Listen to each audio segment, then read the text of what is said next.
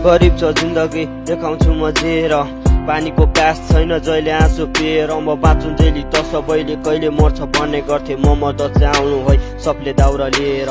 सबैको चोटले मरिसक्यो छाला पनि मित्रताको व्यवहार देखाइ रोक्न आउँछन् बाला पनि मलाई त सबैले जुँदै मारिसके तर विशेषण मेरो फोटोमा लगाउनलाई माला पनि म मरि गए पनि आत्मा बल्झिरा कोही हाँस्छन् कोही रुन्छन् मेरो शरीर सल्किँदा म जिउँदो हुँदा त सबैले मार्नै खोजिरहेथे आज मरेपछि सबले भन्छ फेरि फर्किया मेरो शब्दले सबको मनमा छुँदो रहेछ मेरो चितादेखि मेरो आमा रुँदो रहेछ बाँचुन्जेली त मृत्युकै प्यारो बन्न सकिन मरेपछि त शत्रुको नि प्यारो हुँदो रहेछ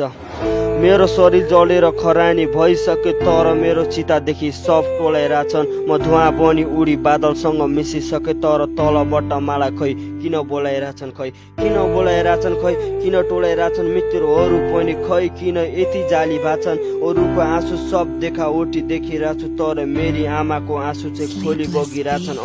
अँगाल्न सक्दिन हुँसाले बेरिरहेछु म बादलमाथि आए निकै अटेरी बाछु मलाई मलामीले घाटमा जलाई छोडी गए तर आफू जलेको लासमा खुदी हेरिरहेछु जस्तो बोट रोपेको त्यस्तै फल्छ फलेको भाग्यले ठगे फेरि समयले छलेको माटीबाट एक्कासी त्यो दृश्य देखे मैले चिता माथि थियो मात्र आधा शरीर जलेको आमाको